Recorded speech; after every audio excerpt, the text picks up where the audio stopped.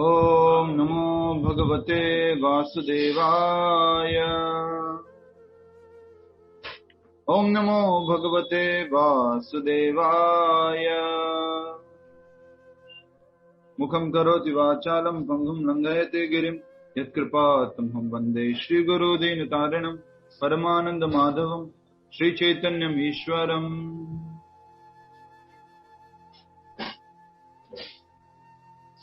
हरे कृष्णा। श्रीमद् भगवद गीता यथारूप अध्याय 6 श्लोक संख्या 11 और 12 समझने का प्रयास करेंगे। इस अध्याय में भगवान अष्टांग योग ध्यान योग के बारे में बता रहे हैं और आज वो मुख्य 2 श्लोक है जिसमें अष्टांग योग अभ्यास की विधि बताई गई है। तो आज का टाइटल भी यही है, अष्टांग योग अभ्यास की विधि। ठीक है, क्या बताया जा रहा है आज उसको हम समझने का प्रयास करेंगे। निवेदन करता हूं आप सभी से कि इस श्लोक को दोहराएंगे, श्लोक संख्या 11 और 12। Please repeat. शुचौ देशे प्रतिष्ठाप्य स्थिरम् आसनम् आत्मनः नात्युच्चितरम् नातिनीचम् चैलाजिनाकुशोत्तरम् तत्रैकाग्रम् मनः कृत्वा यतचित्त इन्द्रियक्रियः उपविशयासने युञ्जात् उद्योगमात्मा विशुध्यते।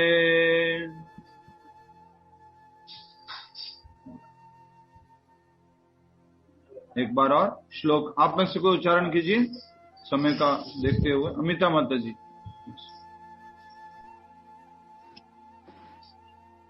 शुचौ देशे प्रतिष्ठाय स्थिरमासनमात्मनः नात्युच्छ्रितं नातिनीचं चैलाजिनकुशोत्तरम् तत्रैकाग्रं मनः कृत्वा यत चित्तेन्द्रियक्रिया उपविशास्यने सने युज्या उद्योगमात्मविशुद्धये। हरे कृष्णा। अच्छा माता जी, कोशिश किया, थोड़ा और ट्राई करना है। हरे कृष्णा। अष्टांग योग अभ्यास की विधि बताई जा रही है जिसमें एक अष्टांग योगी किस प्रकार से एकांत स्थान में जाकर के अभ्यास करता है। कृपया करके शब्दार्थ को समझने का प्रयास कीजिए। इसमें पूरे श्लोक में एक एक शब्द जो है उसका अर्थ है कुछ एक एक शब्द में। सबसे पहले है शब्दार्थ में शुचो पवित्र, देशे भूमि में, प्रतिष्ठाप्य स्थापित करके, स्थिरम दृढ़, आसनम आसन, आत्मनः स्वयं का। तो किसी पवित्र स्थान में जा करके अपने आप को स्थापित करना है और दृढ़ता पूर्वक एक आसन में बैठना है। ठीक है। आत्मनः स्वयं का, न नहीं, अति अत्यधिक, उच्चतरम उच्चित्रम ऊंचा, न तो, अति अधिक, नीचम निम्न नीचा। तो आसन जो है न तो ऊंचा होना चाहिए न नीचा होना चाहिए। चेल अजीना मुलायम वस्त्र या मृग छाल, हिरण की छाल या मुलायम वस्त्र। कुशा तथा कुशा, कुशा जो होती है घास होती है, जो दरबा घास, कुशा घास जो आप जानते हैं। उत्तरम आवरण, तत्र उस पर, एक अग्रम एकाग्र, मनः मन, ये सबसे महत्वपूर्ण बात होती है, एकाग्र मन। कृत्वा कर करके, यत करके, यत चित्तम मन को वश में करते हुए, इंद्रिया क्रिया तथा क्रियाएं, उपविषया बैठकर, आसना आसन पर, युंज्यात अभ्यास करें, योगम योग, आत्मा हृदय की, विशुद्धे शुद्धि के लिए। तो आत्मा की शुद्धि के लिए, स्वयं की शुद्धि के लिए योग का अभ्यास करे। और कौन सा योग की बात हो रही है यहाँ पर? अष्टांग योग की। अब आप जो हैं अपने हिसाब से पॉइंट बना सकते हैं या अंडरलाइन कर सकते हैं, जैसा आपको ठीक लगे इनको आप समझ सकते हैं। इसमें ज्यादा अष्टांग योगी के लिए बात की गई है, लेकिन प्रभुपाद जी ने इसकी भक्ति परक व्याख्या भी की है, उसको भी हम समझने का प्रयास करेंगे। सभी से निवेदन करता हूँ, मेरा जो रूटीन है, जैसे फ्लाइट में एयर होस्टेस बोलते हैं, जैसे मुझे भी क्लास में बोलना होता है, कृपया करके अपना वीडियो ऑन करें, भगवत गीता लेके बैठे, अपनी नोटबुक लेके बैठे और अपनी जपमाला लेके बैठे। इस प्रकार आप सुरक्षित रूप से क्लास, ध्यान पूर्वक क्लास अटेंड कर पाएंगे। हरे कृष्ण। तात्पर्य, अनुवाद दोहराएंगे। योगाभ्यास के लिए, सब लोग उच्चारण कीजिए, योगाभ्यास के लिए योगी एकांत स्थान में जाकर भूमि पर कुशा बिछा दे और फिर उसे मृगछाला से ढके तथा ऊपर से मुलायम वस्त्र बिछा दे। आसन न तो बहुत ऊंचा हो, न बहुत नीचा, यह पवित्र स्थान में स्थित हो। योगी को चाहिए कि इस पर दृढ़ता पूर्वक बैठ जाए और मन इंद्रियों तथा कर्मों को वश में करते हुए तथा मन को एक बिंदु पर स्थित करके हृदय को शुद्ध करने के लिए योगाभ्यास करे। तो सबसे पहले तो योग का अभ्यास क्यों करना चाहिए, अष्टांग योग का, वही क्लियर हो रहा है।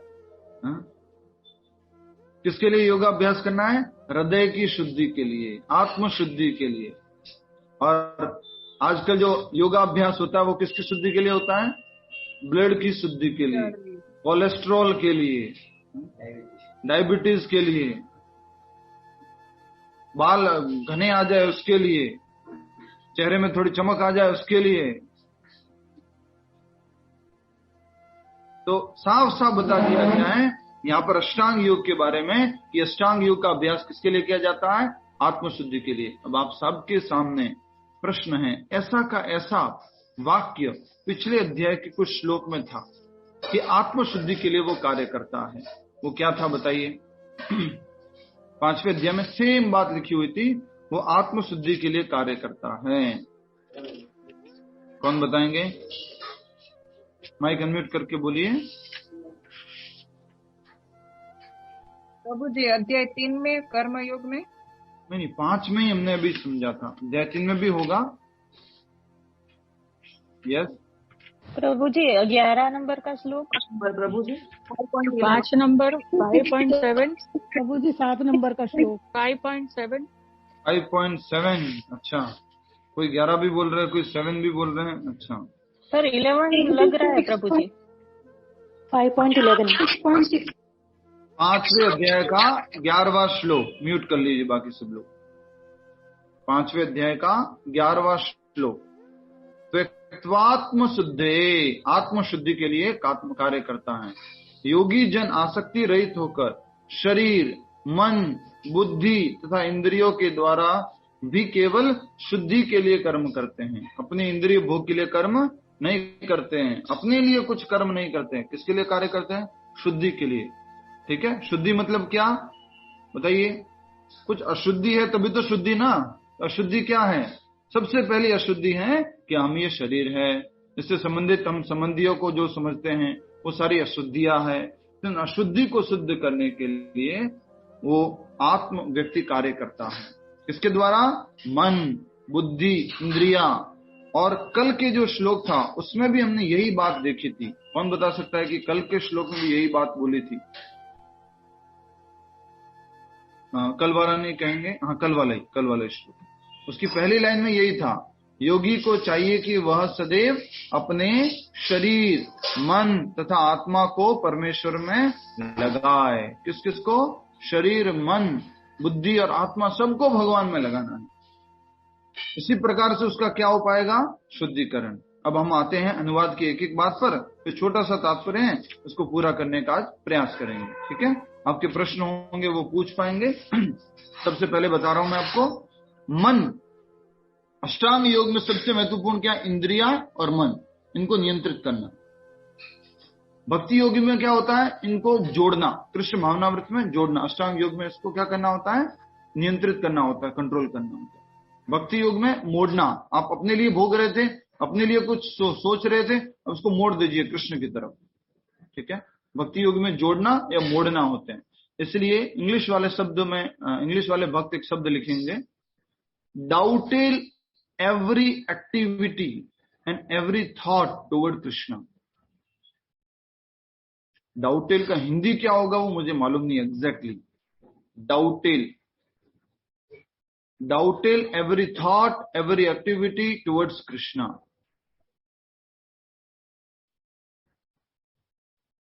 इंग्लिश वाले तो समझ गए डाउटेल का मतलब, साधारण और भी लाइक थोड़ी हिंदी करे तो ये होगा इसका कि वो मोड़ना, ठीक है। डाउटेल करना, पहले अपने लिए करते थे, अब भगवान के लिए करते हैं। समझ में आ गया, हर एक कार्य को, हर एक विचार को भगवान के लिए करना। समझ में आया माता जी, लीना माता जी? यस नो, कहीं और सोच रहे हैं? प्रभु जी डाउटेल मतलब जोड़ना, डाउटेल मतलब जोड़ना, हर काम भगवान से जोड़ना। ठीक है, समझ गए आप लोग? डाउटेल मतलब मोड़ना या जोड़ना। आप जो भी कार्य करते थे वो अपने लिए करते थे, अब उसको आपने मोड़ दिया है किसकी तरफ, कृष्ण की प्रसन्नता की तरफ, कृष्ण की ओर, ठीक है।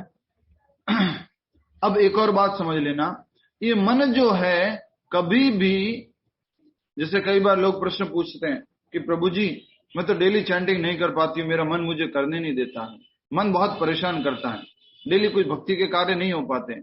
आपको जानकारी के लिए, वैसे ये जानकारी बहुत सरल जानकारी है पर बता देता हूं, इस मन को आप कोई भी काम रेगुलर करने के लिए बोलिए, ये नहीं करने देगा। कोई भी काम उसी समय पर करना है, ऐसे ही करना है, ये कोई भी काम नहीं करने देगा। ये मन ऐसा है। इसलिए अनियंत्रित मन हमारा क्या होता है, शत्रु, और नियंत्रित मन मित्र होता है। इसलिए मन को क्या करना है, नियंत्रित करना है। इसलिए श्लोक में भी लिखा हुआ है, उसको हम समझेंगे। अब आइए अनुवाद पे। हरे कृष्णा, सभी लोग अनुवाद की तरफ ध्यान दीजिए। क्या हुआ, आप सब लोग कहीं बाहर घूमने गए हुए हैं, वीडियो ऑफ करके रखा है समझे? ठीक है, अनुवाद। योगाभ्यास के लिए योगी एकांत स्थान में जाकर भूमि पर कुशा बिछा दें। कुशा समझते हैं ना आप? कुशा जो एक चटाई होती है, वो जिसमें आसन, आसन, आसन, वो आसन आगे है। कुशा एक घास का नाम होता है, उस घास से क्या बनती है, चटाई बनती है। जब भी हमारे घर में चंद्र ग्रहण, सूर्य ग्रहण वगैरह लगता है तो वो जो घास जो है हर एक आइटम में, कपड़े में, सब जगह वो रख देते हैं। दुर्वा प्रभु जी, दुर्वा, दुर्वा, दुर्वा, ठीक है। कुशा बिछा दे और फिर उसे मृग छाल से ढके। मृग छाल मतलब डियर स्किन। पहले तो कुशा घास बिछा दी, उसके ऊपर मृग छाल, तथा ऊपर से मुलायम वस्त्र बिछा दे। और ऊपर से मुलायम वस्त्र अर्थात क्या हो गया, कोई भी कॉटन का हो गया, या फिर आपका ये रेशमी कपड़ा, रेशमी कपड़ा हो गया। और एक और कहेंगे जो अपने सर्दियों में यूज करते हैं ना, वेलवेट, वेलवेट टाइप में, वेलवेट। यस, बोलिए स्वाति जी। प्रभु जी मृगछाल क्यों बोला है भगवान ने? हाँ, वो उस पर आएंगे अभी, फिर उत्तर दे देता हूँ, प्रश्न आ गया तो। अभी तो मृगछाल इसलिए बोला जाता, प्रभु जी। हाँ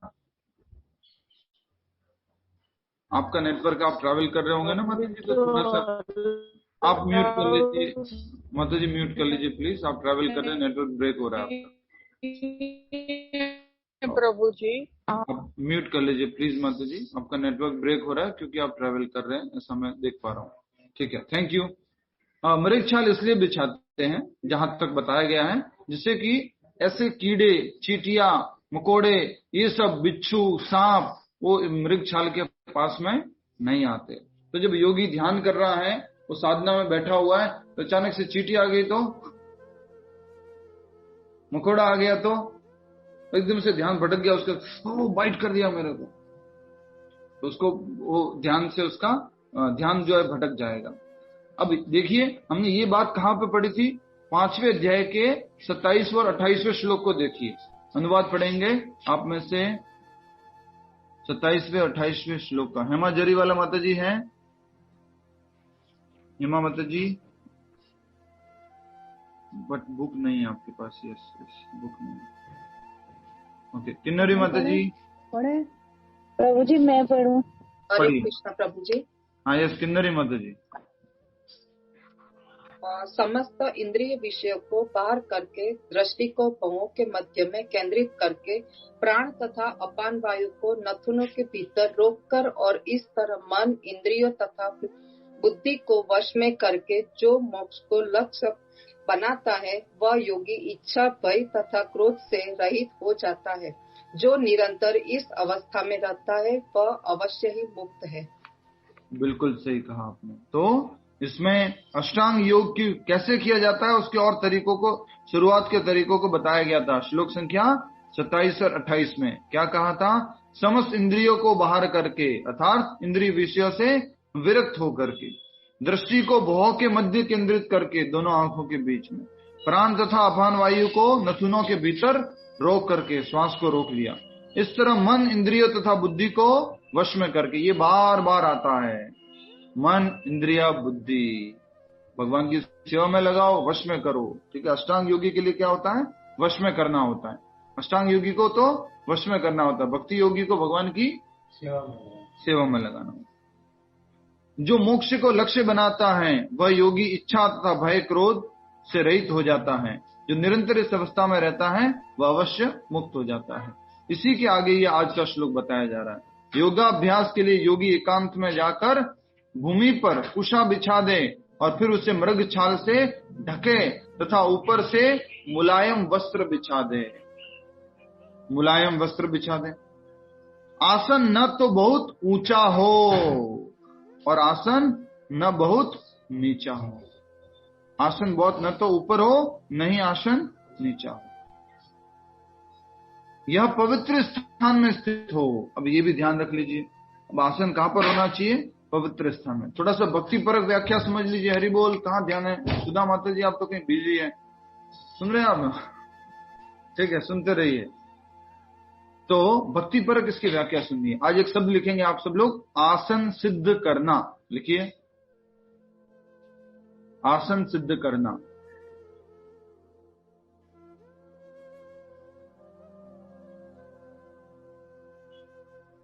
आसन सिद्ध करना, इसका अनुवाद इस प्रकार से है। आसन सिद्ध करने से मतलब है एक जगह बैठ करके 16 माला का जप करना। एक जगह बैठ करके 16 माला का जप करना, तो उसको आप क्या कहेंगे? मैंने आसन सिद्ध किया। समझ में आया आपको? एक जगह बैठ करके अगर 16 माला आपने कर ली तो आप क्या बोल सकते हैं? मैंने 16 माला का आसन सिद्ध किया हुआ है। अब इसमें क्या क्या चीजें लागू होती है आप थोड़ा सोचिए। अगर एक जगह बैठना है तो हमें क्या क्या नियंत्रित करना होगा?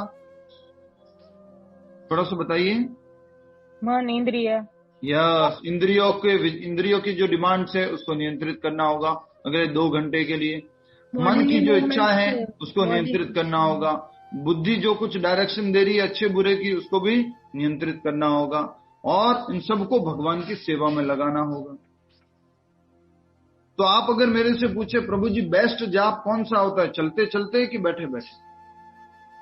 बेस्ट जाप एक जगह बैठ करके आप अच्छे से सीधे माला को पकड़ते हुए उच्चारण करते हुए करेंगे सुबह के समय में ब्रह्म मुहूर्त में, तो बेस्ट है।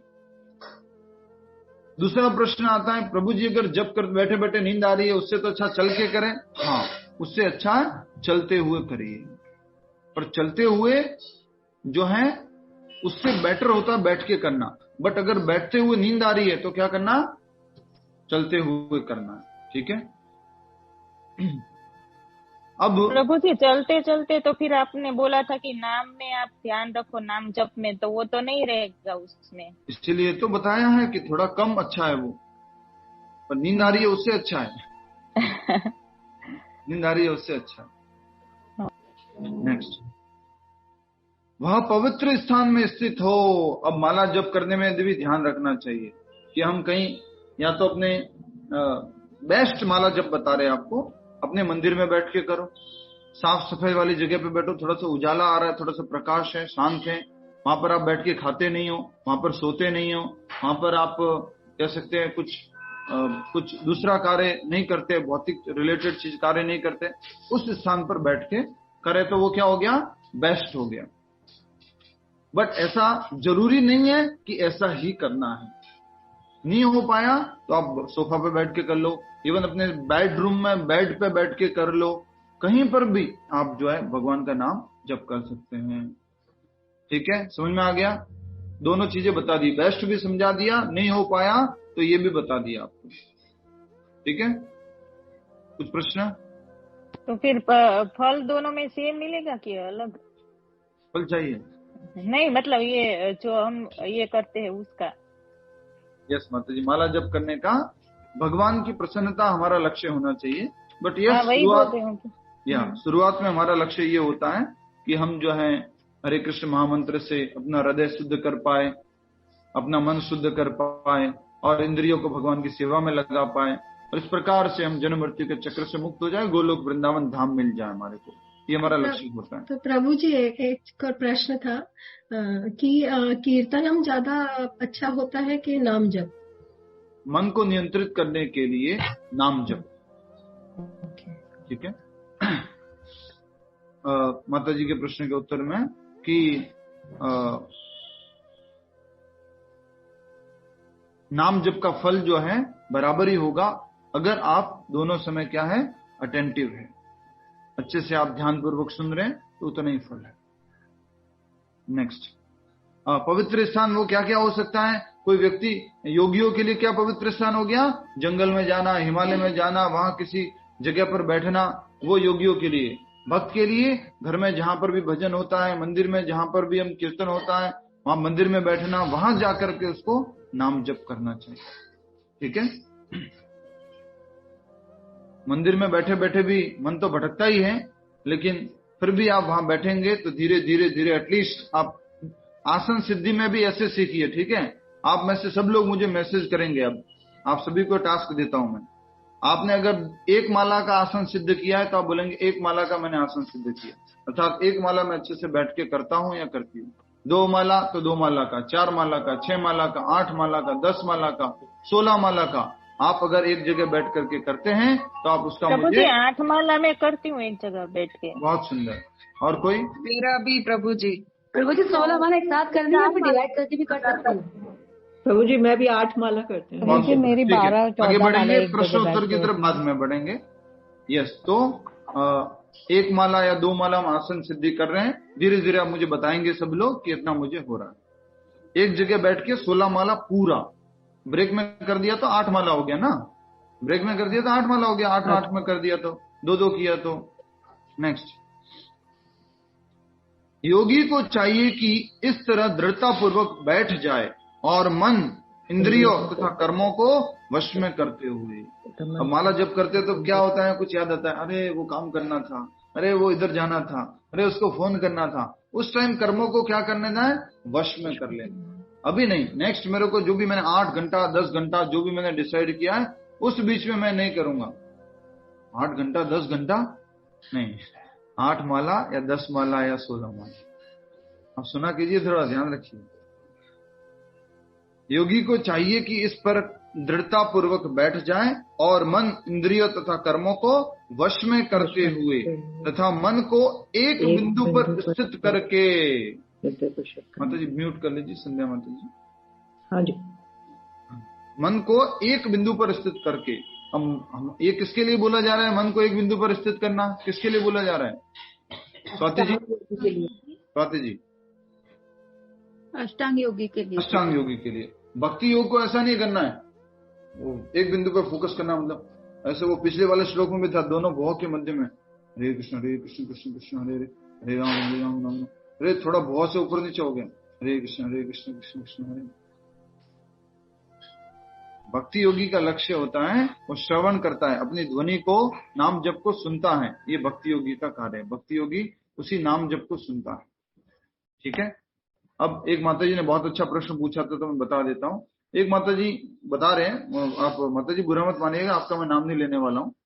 माला जप करते टाइम प्रभु जी मैं तो है ना वृंदावन गई थी, वो सोचती रहती हूँ।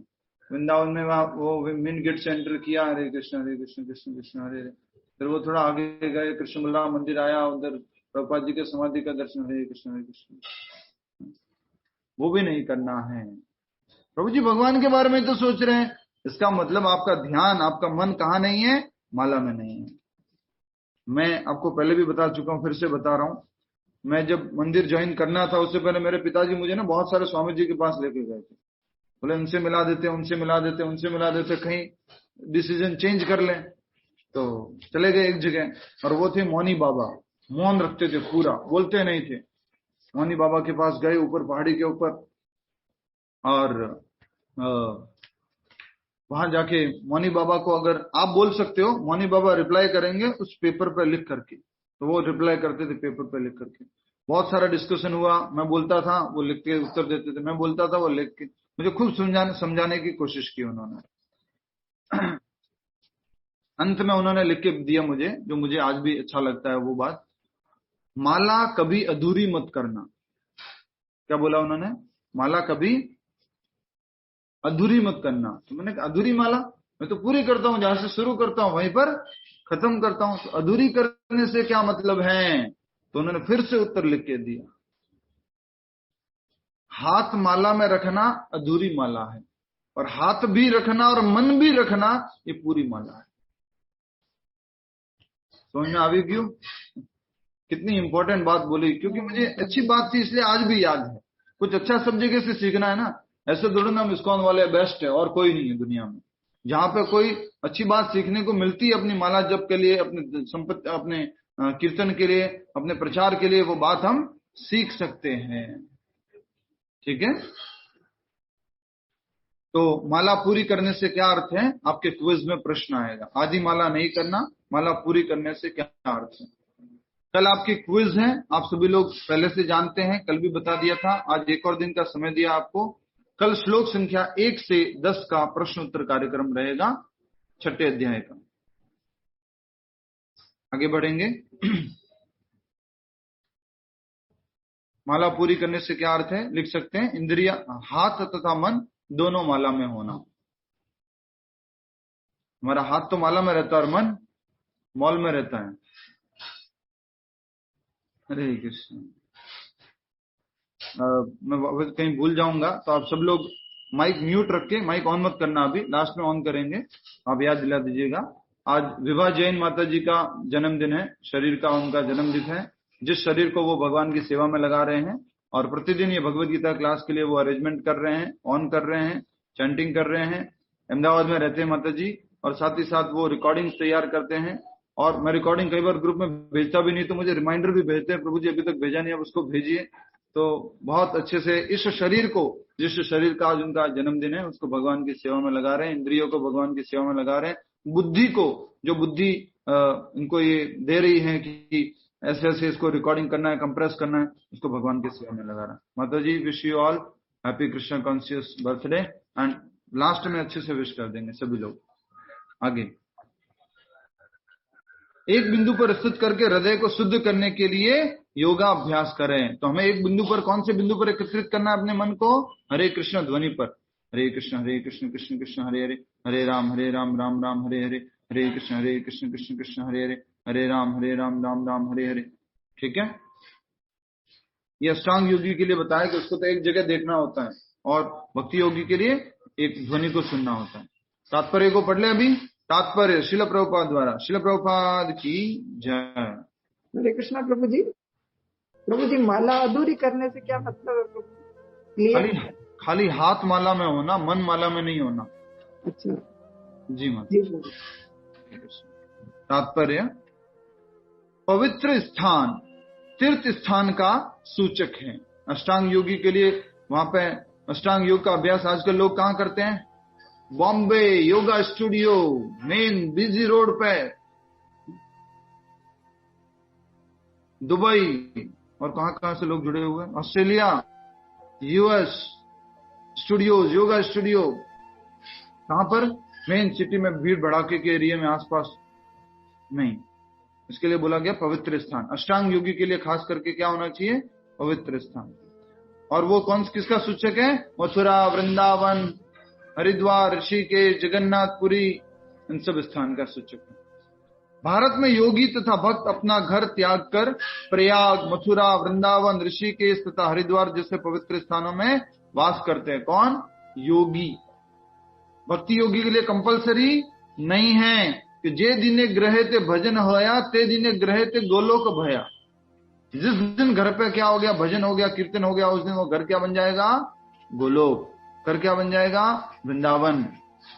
ठीक है। प्रभुपाद जी बोलते हैं Vrindavan is not a place, Vrindavan is consciousness.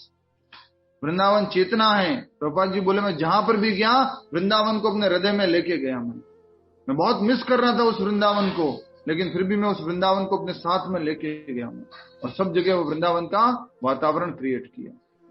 ठीक है। आप सभी लोगों ने अपने घर का नाम नहीं रखा हो तो रख लीजिएगा, गोलोक या वृंदावन या मथुरा धाम, इस प्रकार से अपने घर का नाम भी आप रख सकते हैं। प्रभु जी हमारे घर का नाम आराधिका है। आराधिका, बहुत अच्छा, वेरी नाइस। नेक्स्ट, जैसे पवित्र स्थानों में वास करते हैं और एकांत स्थान में योगाभ्यास करते हैं, जहां यमुना तथा गंगा जैसी पवित्र नदियां प्रवाहित होती हैं। नदी किनारे बैठ करके, नदियों के उस एरिया में बैठ करके वो योगाभ्यास करता। आजकल अष्टांग योग संभव है ही नहीं, कलयुग के लिए बताया ही नहीं गया है। कोई जंगल में अकेला रहना भी मुश्किल है, साथ ही साथ ये क्या कहते हैं, गंगा नदी, यमुना नदी के किनारे भी अकेले में मुश्किल है। तो इसलिए कलयुग के लिए कौन सा योग बताया गया है? भक्ति योग, नाम संकीर्तन, नाम जप। ठीक है। नेक्स्ट, किंतु प्राय ऐसा करना सबों के लिए, विशेषतया पाश्चात्यों के लिए संभव नहीं है। पाश्चात्यों के लिए क्यों लिखा प्रभुपाद जी ने? कि उनके शुरुआत में सारे डिसाइपल्स पाश्चात्य थे और वहां पे कोई गंगा बहती है क्या? कोई यमुना बहती है क्या? अष्टांग योग का अभ्यास कर सकते हैं क्या? और फिर बड़े बड़े स्टूडियोज खोल रखे हैं, studio, yoga this, yoga that. अष्टांग योग का अभ्यास संभव नहीं है। नेक्स्ट, बड़े बड़े शहरों की तथा कथित योग समितियां, इंग्लिश में आई थिंक योगा स्टूडियो लिखा, क्या लिखा है? योग समितियां। इंग्लिश में क्या लिखा है? योग समितियां। नीचे मत रखिए किताब। Yoga societies. Yoga societies, yes. तो अलग अलग योगा सोसाइटीज बनी हुई है सब जगह, और उन योगा सोसाइटीज में जो है योगा अभ्यास करने का प्रयास करते हैं। पर वो क्या आत्मशुद्धि के लिए करते हैं? फिर से बोलिए उत्तर। क्या वो आत्मशुद्धि के लिए करते हैं? नहीं। किसकी शुद्धि के लिए करते हैं? शरीर की शुद्धि के लिए, डी इंटॉक्सिफाई करने के लिए, डिटॉक्स। क्या क्या आजकल, you know, I go for detox and all and this and that, you know.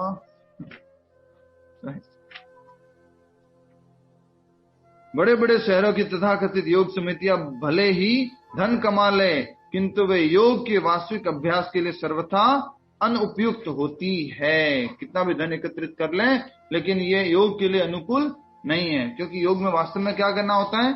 आत्मशुद्ध करना होता है। फिर भी आपके मन में प्रश्न आ रहा होगा, इसलिए उत्तर दे रहा हूं अभी से। प्रश्न ये हो सकता है कि इसका मतलब प्रभु जी प्राणायाम नहीं करना चाहिए शहरों में, या हमें आसन नहीं करना चाहिए। करना चाहिए, पर किसके लिए? आपका चैंटिंग अच्छा हो जाए, आपका रीडिंग अच्छा हो जाए, आपका मन एकाग्र हो जाए, उसके लिए साइड में आप उसको उपयोग कर सकते हैं, अगर आपके पास समय है तो। शरीर अच्छा रहे जिससे कि आप माला जप कर पाए, ये सब भी महत्वपूर्ण है। समझ में आ गया ना आपको? अदर एक्सट्रीम मत चले जाना। कल से एक्सरसाइज कर रहे थे, प्राणायाम कर रहे थे, ये सब ढोंग है, ये सब काम का नहीं है कलयुग में, हम बस चैंटिंग करेंगे। खाया और चैंटिंग करने लगा, रहे कुछ आसन भी नहीं किया, वॉक भी नहीं किया, एवरीडे बस खाया, बैठे, बस पढ़ाई किया, हरे कृष्ण, सोएंगे और कुछ नहीं करेंगे। थोड़ा एक्सरसाइज भी कर सकते हैं शरीर को स्वस्थ रखने के लिए। मशीन ठीक रहेगी तो आप कुछ काम कर पाएंगे, शरीर ठीक रहेगा, साधन ठीक रहेगा। ट्रिपल एस फॉर्मूला याद रखिए, साधक, साधन और साध्य। साधन ठीक रहेगा तो साधक अच्छे से भक्ति कर पाएगा, साधना कर पाएगा और साध्य को प्राप्त कर पाएगा। लिख लीजिए, लाइन दिखा रहा हूं, पूरे लिख लीजिए। साधक को साधन की सहायता से साधना करके साध्य को साधना है या प्राप्त करना है। ठीक है, साधक को साधन की सहायता से साधना करके साध्य को साधना है या प्राप्त करना है। फिर से बोलो, साधक को साधन की सहायता से साधना करके साध्य को प्राप्त करना है। ठीक है, लिख लिया सबने? अब सबके नीचे जहां जहां स शब्द आया ना उसके नीचे एरो बना दीजिए, एरो। साधक के नीचे एरो बना के लिखिए आत्मा। अब बताते जाइए, आप में से कौन बताएगा? स्मिता पटेल माता जी, पहला साधक कौन है? बोलिए बोलिए। आत्मा। हो स्मिता पटेल माता जी। हाँ, आत्मा। आत्मा। अचलाराम सिरवी जी बताइए, साधन क्या है? अचलाराम जी, साधन क्या है? बुद्धि को मन से। अचलाराम जी, कैसे हो जाता है गड़बड़? इतने टाइम से कह रहा हूँ, अब गायब हो गया, उत्तर नहीं दे रहे। या शीतल माता जी? शरीर प्रभु जी। शरीर। प्रेरणा सिंगल जी, साधना क्या है? साधना क्या है? यस, हम जप करना, कीर्तन करना। नेक्स्ट, वंदना माता जी, साध्य क्या है? प्रभु को पाना। भगवान कृष्ण। बहुत सुंदर उत्तर, हरि बोल। सबको समझ में आ गया उत्तर? बात समझ में आ गई? साधन, साधक, साधना और साध्य। चैंटिंग करते हैं वो क्या है? साधना है। जिसका उपयोग करते हैं वो क्या है? शरीर। सबने लिख लिया? किसी को प्रॉब्लम है तो बोल लीजिए, शर्माना नहीं है। प्रभु जी तो डांटते रहते, बीच में कुछ बोल देंगे, अब तो मैं पूछूंगी नहीं। अरुणा देवानी जी बोलिए। प्रभु जी एक बार फिर से बोल दीजिए। नो डाउट्स प्रभु जी। नो डाउट, ठीक है। साधक अर्थात आत्मा, साधन अर्थात शरीर, साधना अर्थात भक्ति का कार्य, जप करना, कीर्तन करना, अर्च विग्रह की सेवा करना, भगवान को भोग अर्पण करके प्रसाद पाना, ये होगी साधना। साध्य भगवान कृष्ण। हो गया? यस। आपने ये पहले भी हम ये पढ़ चुके हैं, आराधना, आराध्य और आराधक। यस, इसको एक सिनोनिम्स भी लिख सकते हैं आप, आराधक,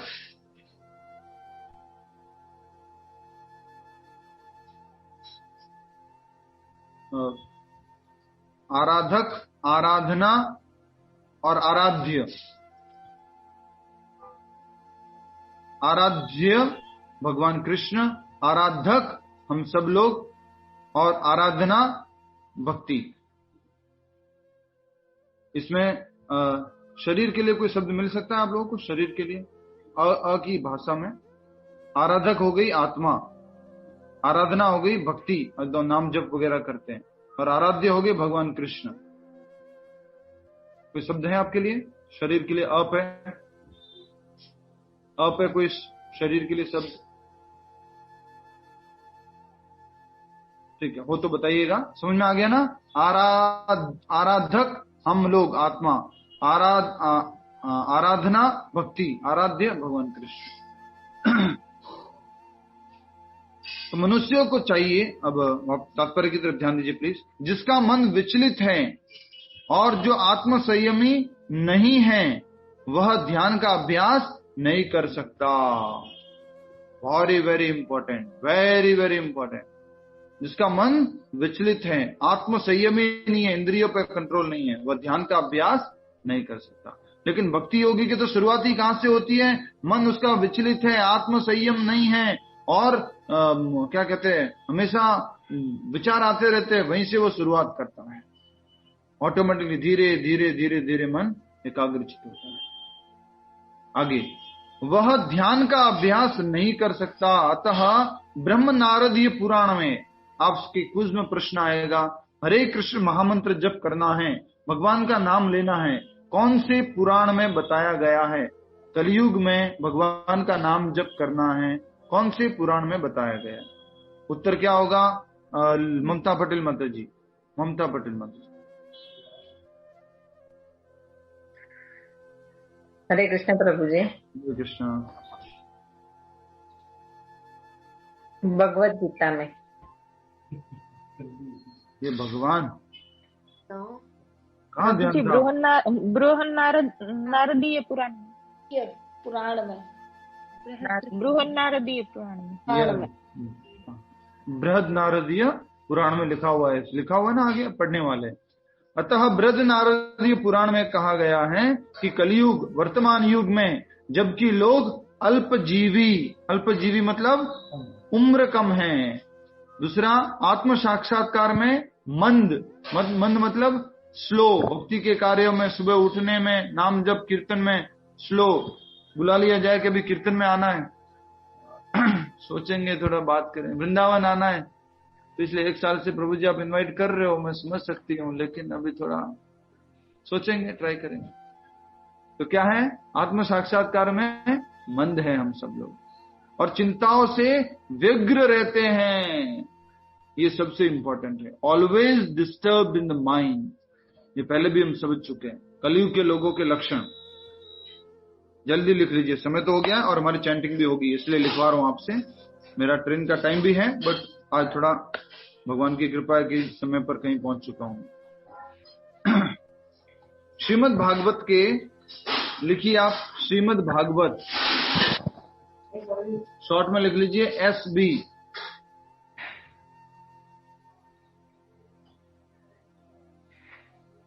स्कंद पहला, अध्याय पहला, श्लोक 10, 1.1.10, SB 1.1.10। SB होता है श्रीमद् भागवतम, BG होता है भगवत गीता, BS होता है ब्रह्म संहिता। प्रभु जी श्लोक कौन सा बोला? 1.1.10, स्कंद पहला, अध्याय पहला और श्लोक संख्या 10। एक एक स्कंद में बहुत सारे अध्याय है, तो पहला स्कंद, पहला अध्याय और श्लोक संख्या 10। भगवत गीता में मत ढूंढना, थोड़ा बुद्धि लगाना, कहीं ढूंढने लगे भगवत गीता में कहाँ लिखा हो। भगवत गीता में नहीं, भागवतम में, भागवत पुराण, ये भगवत गीता है। कल को मेरे को कंप्लेन करो, पूरी रात ढूंढते रहे हम, तो ये श्लोक कहीं नहीं मिला।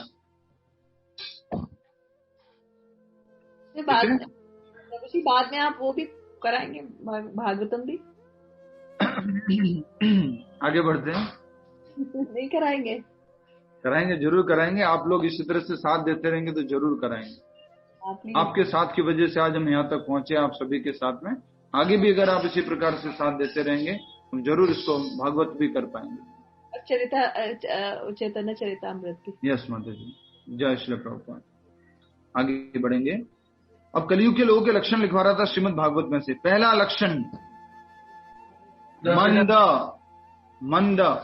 अल्पजीवी, सॉरी, पहला जीवन है प्रायण अल्प आयुष, अल्प आयु, पहला लक्षण है अल्प आयु, कम उम्र, ठीक है। दूसरा,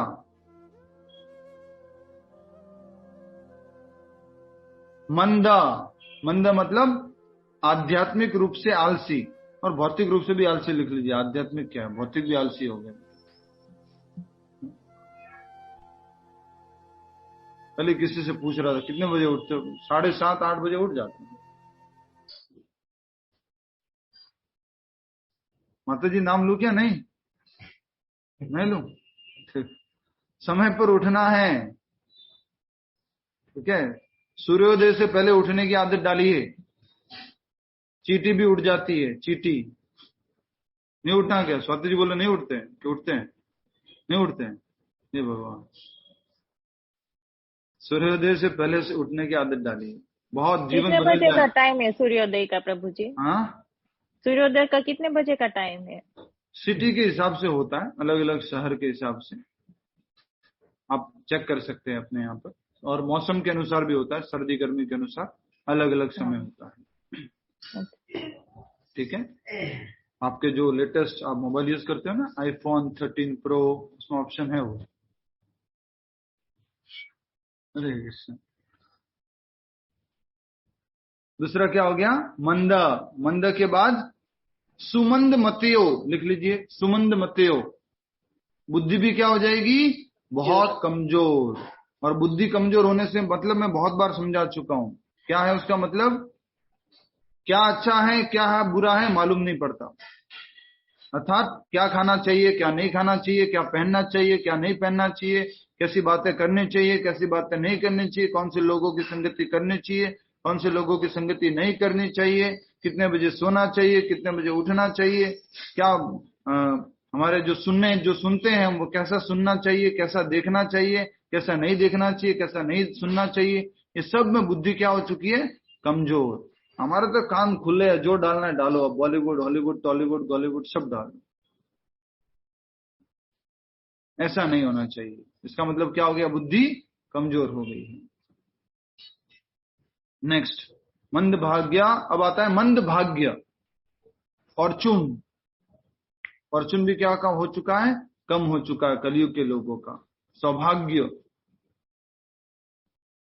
क्यों कम हो चुका है? क्योंकि आजकल उनको अच्छे लोगों की संगति नहीं मिलती है, अच्छे लोगों का बार बार मिलना नहीं होता है, आशीर्वाद नहीं मिलते, बड़े बूढ़ों की कृपा नहीं मिलती है, उनका आशीर्वाद नहीं मिलता है। ये सब क्या हो गया है? सौभाग्य की कमी हो गई है। पहले सासू माँ या अपनी बहू को क्या बोलती थी? सौभाग्यवती भव। वो सौभाग्य देते थे, पर कहाँ मिलेगा सौभाग्य? Hi mom, how are you doing? I am doing great here. तो कहाँ सौभाग्यवती और कहाँ क्या वती? राइट। चलो, अगर ऐसा नहीं है कि सौभाग्यवती शब्द नहीं बोल पाते हैं, एटलीस्ट बोल सकते हो राम राम, सीताराम, हरे कृष्णा, आशीर्वाद के लिए आप प्रणाम कर सकते हैं, प्रणाम। कोशिश किया कीजिए। जैसे इस्कॉन में भक्त लोग कभी भी फोन करते हैं एक दूसरे को तो क्या बोलते हैं? हरे कृष्ण प्रभु, दंडवत प्रणाम। आप लोग भी आपस में कोशिश कर सकते हैं, प्रणाम, हरे कृष्णा, ब्लेसिंग, सौभाग्य। उसके बाद में क्या आता है? हय उपद्रिता, लिख लीजिए, उपद्रिता। हाँ जी, विचलित मन। हाँ, विचलित मन, उपद्रिता, हय उपद्रिता। मन हमेशा क्या रहेगा? डिस्टर्ब रहेगा, चिंताओं से भरा रहेगा, इसलिए क्या लिखा है? हय उपद्रिता। तो वो अपनी ट्रेन कितने बजे आएगी? 5:30 यहाँ से 5 बजे निकल सकते हैं ना। तो हय उपद्रिता, मन हमेशा क्या रहेगा? डिस्टर्ब रहेगा। यस और नो? दुनिया में सबसे बड़ा प्रॉब्लम ये है, सबसे बड़ा प्रॉब्लम। कल भी मैंने बताया था, आपको याद होगा, कल ही बताया था ना, एक बच्ची से मिल के आया और बच्ची वो क्या करने के लिए बोल रही थी? सुसाइड करने के लिए बोल रही थी। माँ बाप से मेरा संबंध अच्छा नहीं है, माँ बाप मेरा ध्यान नहीं रखते हैं, माँ बाप मेरी बात नहीं सुनते हैं, मुझे काउंसलिंग नहीं करते हैं, मुझे मदद चाहिए वो नहीं करते हैं, सुसाइड करने तक की स्थिति आ गई। हमेशा मन में क्या रहते हैं? डिस्टर्ब रहते हैं। तो ये कलयुग के लोगों के लक्षण हैं। वापस से पढ़ रहा हूं। अतः बृहन्नारदीय पुराण में कहा गया है कि कलयुग, वर्तमान युग में, जबकि लोग अल्पजीवी आत्म साक्षात्कार में मंद चिंताओं से व्यग्र रहते हैं, भगवत प्राप्ति का सर्वश्रेष्ठ माध्यम भगवान के पवित्र नाम का कीर्तन है। ये बृहन्नारदीय पुराण में कहा गया कि कलयुग में क्या है? भगवान को प्राप्त करने का मार्ग, भगवत प्राप्ति का, आत्म साक्षात, ये सब एक जैसे शब्द है, समझ लीजिए, ठीक है?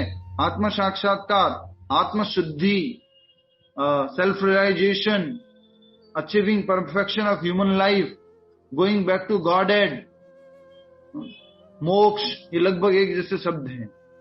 तो इस कलयुग में मोक्ष प्राप्त करने का, आत्म साक्षात्कार प्राप्त करने का, आत्मशुद्धि का एकमात्र मार्ग बताया, वो है श्लोक। आपको याद करना है, शायद आप याद भी आता भी आपको, क्योंकि पहले भी कई बार बता चुका हूं। हरेर नाम, हरेर नाम, हरेर नाम एव, एव मतलब केवल, यही, और कोई नहीं है।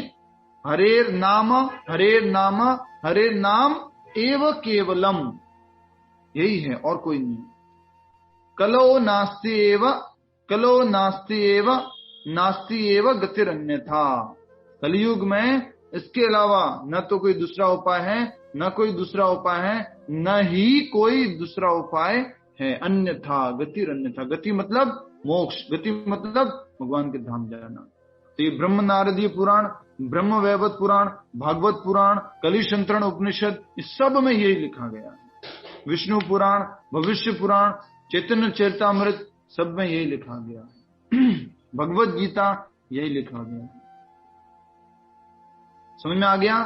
कलयुग के लिए हम अष्टांग योग नहीं कर सकते। आंख बंद करके माला जप करने बैठते ना, उसमें भी 4 बार खोल लेते हैं, हरे कृष्ण हरे कृष्ण हरे कृष्ण, राइट? तो कलयुग के लिए मुश्किल है। विल पावर, स्ट्रेंथ, सब।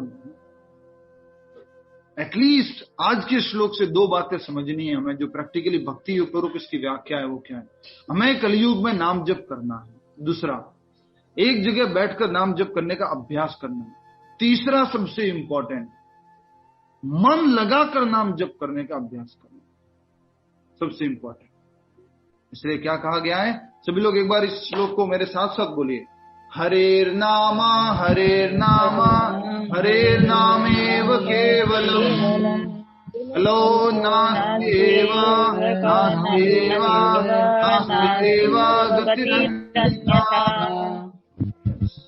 गति का इसके अलावा और कोई मार्ग नहीं है।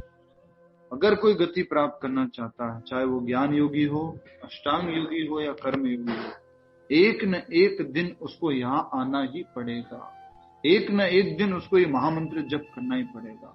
आज मैं आपको थोड़ा सा स्ट्रिक्टली, थोड़ा सा इमोशनली कहना चाहूंगा, या तो इस जन्म में कर लो, नहीं तो अगले जन्म में करना है। अगले जन्म में नहीं किया तो उसके अगले जन्म में करना है, उसमें नहीं किया तो उसके अगले जन्म में करना है। 10,000 जन्मों के बाद, 20,000 जन्मों के बाद भी आपको करना क्या होगा? नाम जप ही करना होगा, और कोई ऑप्शन नहीं है। ये याद रखिएगा, केवलम यही मार्ग है, गति अन्यथा और कोई गति का दूसरा उपाय नहीं है। लास्ट अनुवाद जो है उसको पढ़ लेते हैं। कलयुग का अर्थ बोला गया है, कलह और दंभ के इस युग में मोक्ष का एकमात्र साधन भगवान के पवित्र नाम का कीर्तन करना है। दूसरा कोई मार्ग नहीं है, कोई दूसरा मार्ग नहीं है, कोई दूसरा मार्ग नहीं है। 3 बार तो बोला पॉजिटिव, और 3 बार क्या बोला? नेगेटिव, कि ये नहीं है, ये नहीं है और ये नहीं है। क्या है एकमात्र? हरि नाम, हरि नाम और हरि नाम। भगवान का नाम ही, भगवान का नाम ही और भगवान का नाम ही एकमात्र मार्ग है इस कलयुग के अंदर। हरे कृष्ण कृष्ण कृष्ण हरे हरे, हरे राम राम राम हरे हरे, एकमात्र मार्ग है। नारद मुनि, ध्यान से सुन लीजिए एक बार फिर से। नारद मुनि ब्रह्मा जी के पास ये 5 कंप्लेन लेके जाते हैं। लोग कैसे कलयुग के? आलसी। लोग कैसे हैं? मन बुद्धि, कम सौभाग्यशाली और अल्पजीवी, विचलित और विचलित। ये लोग भगवान ब्रह्मा जी, परम पिताजी, मेरे परम पिताजी, ये कलयुग के लोगों का उद्धार कैसे होगा? तो ब्रह्मा जी श्लोक बोलते हैं, हरे कृष्ण कृष्ण कृष्ण हरे हरे, हरे राम राम राम हरे हरे। ये श्लोक बोलते हैं, पहला श्लोक। दूसरा श्लोक बोलते हैं, इति ये षोडशक 16 नाम, ये 16 नाम, कलयुग, कलमश के कलयुग के, ये जो नारद मुनि ने कलमश बताए, नाशनम, नाश कर देंगे, ना तो और कोई नहीं है, पर तरह, उससे ऊपर, उपाया, उपाय, सर्व वेदेशु, सारे वेदों में, दुष्यति, देखने पर भी इससे ऊपर कोई दूसरा उपाय नहीं मिलता है। हम सबको इस कलयुग में हरे कृष्ण महामंत्र जप करना है, और आप सभी को टीचर बनना है हरे कृष्ण महामंत्र टीच करने का, फैलाना है इसको, भगवान के नाम के जप को। सबको माला देनी है, सबको गिफ्ट देते हो तो क्या देना चाहिए बाप को? गिफ्ट की इच्छा है देने की, गिफ्ट दो जप माला, गिफ्ट दो भगवत गीता, गिफ्ट दो जपा बैग, गिफ्ट दो कंठी माला, गिफ्ट दो गोपी चंदन, गिफ्ट दो एक वृंदावन का टिकट, गिफ्ट दो जगन्नाथपुरी की यात्रा। प्रभु जी, हमारे बिल्डर प्रभु जी जो भी है, बिल्डर प्रभु जी जिसके हस्बैंड बिल्डर है, या कुछ इस तरह से आप कुछ गिफ्ट्स वगैरह देते हैं, ट्राई कीजिए कि उसमें गिफ्ट में बोले 2 days and one day and 2 nights stay in Vrindavan if you buy our flat. प्रभु जी, प्रभु जी अगर हम उन्हें गिफ्ट देते हैं और अगर वो इन सब का यूज ही नहीं करते हैं तो फिर पाप नहीं लगेगा? वो टाइम बॉम्ब है, कभी ना कभी टाइम आएगा और वो फटेगा, कोई ना कोई यूज करेगा उसको। आज एक हम फिल्म डायरेक्टर से मिलके आ रहे, पंकज पराशर जी, तो उनके बेटे हैं, क्या नाम बताया, नाम था उसका, विवान, यस। वो जो है वो चैंटिंग करता है, हरे कृष्ण महामंत्र का चैंटिंग करता है। उसके पिताजी नहीं करते लेकिन वो करता है।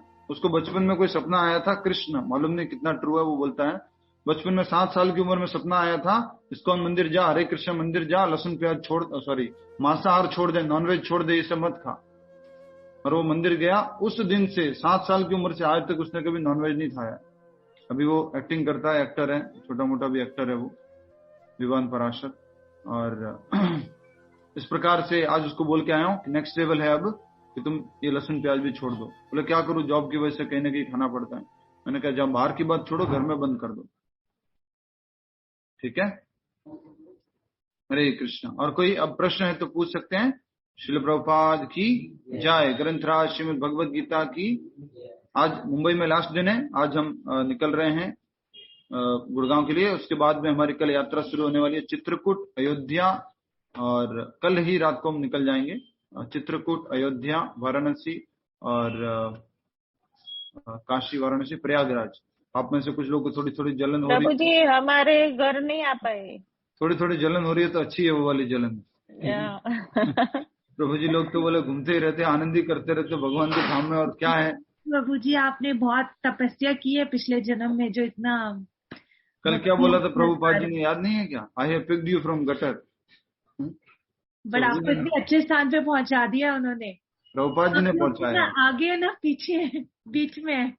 हरे कृष्ण। नहीं, आप जुड़े रहिए। देखिए इतनी ब्लेसिंग्स आने वाली है, इतनी ब्लेसिंग्स आने वाली है कि आप सोच भी नहीं सकते। बस आप बने रहिए, संगति में रहिए, जीवन पूरा अध्यात्म में आनंद से भर जाएगा। आप कॉन्फिडेंट के साथ में कह पाएंगे हरे कृष्ण महामंत्र, जप कर पाएंगे, कीर्तन कर पाएंगे। कितना अच्छा था कल रेखा कन्नानी माता जी के घर पे, स्मिता पटेल माता जी और ये सब एकत्र हुए थे गीता दजानी माता जी के घर पे। बहुत अच्छा कार्यक्रम हुआ। रात को 12 बजे तक कीर्तन कर रहे थे। हरे कृष्ण। आज रेखा कन्नानी माता, रेखा माता जी नहीं आई है, क्या बात है? छाया खुद माता जी। हरे कृष्ण प्रभु जी, पता नहीं, मुझे लगा कि आएंगे तो मैंने फोन नहीं किया, क्लास चालू हो गई। एक दिन में सारा कीर्तन तो नहीं हो गया? अभी कल मैं बोलती हूँ उसको। ठीक है। और कोई प्रश्न है तो पूछ लीजिए, नहीं तो हम समाप्त करेंगे। चैंटिंग कर सकते हैं जिनका चैंटिंग नहीं हुआ है। मैं लेट होता हूँ उसकी। यस प्रभु जी, आप बोले सूर्योदय से पहले जागना चाहिए, क्या तो फर्क रहता है उसमें?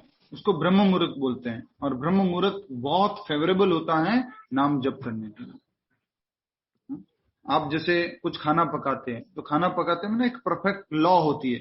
इस लॉ पे खाना पकाएंगे, मतलब कि फ्लेम पे, उस फ्लेम पे अगर खाना पकाएंगे तो सही पकेगा, नहीं तो ज्यादा ही पक जाएगा या कम पक जाएगा, जल्दी जल्दी कुछ खराब हो जाएगा। पूड़ी जब तलते हैं, अगर तेल बहुत ज्यादा गर्म है तो ऊपर से तो एकदम से कड़क हो जाती है, पर अंदर कच्चा रह जाता है।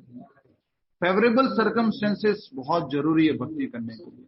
इसलिए हमने कल भी समझा था, अनुकूल्यस्य संकल्प। कोशिश कीजिए, इतना आनंद आएगा, मैं कह रहा हूँ। आप भौतिक रूप से भी फील कर पाएंगे कि कितना बड़ा दिन हो गया मेरे लिए। क्यों हम रात को इतना जागते थे लेट तक, क्या फायदा है इसका? हरे कृष्णा प्रभु जी, ब्रह्म मुहूर्त में जब करते अच्छा, एक बार है माता जी के लिए वो हैप्पी जन्मदिन कर देते हैं उनका, फिर उसके बाद में आगे बढ़ते हैं। हाँ माता जी, दीपा माता जी के लिए हम सब लोग मिलकर एक बार conscious birthday, Krishna conscious birthday,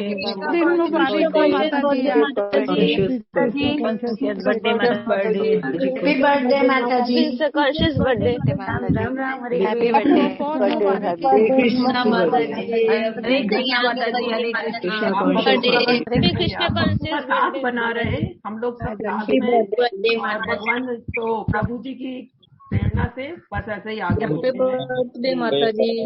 आपको नहीं थी आज माला, क्यों नहीं कर? यस, आज माता जी माला करेंगे, और माता जी को अभी करने का टाइम मैं देता हूँ।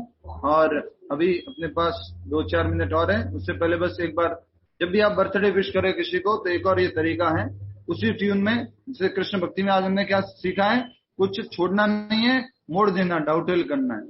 हैप्पी बर्थडे को कैसे बोलना है, Hare Krishna to you, Hare Krishna to you, Hare Krishna to you dear माता जी, happy birthday to you, may lord Krishna bless you,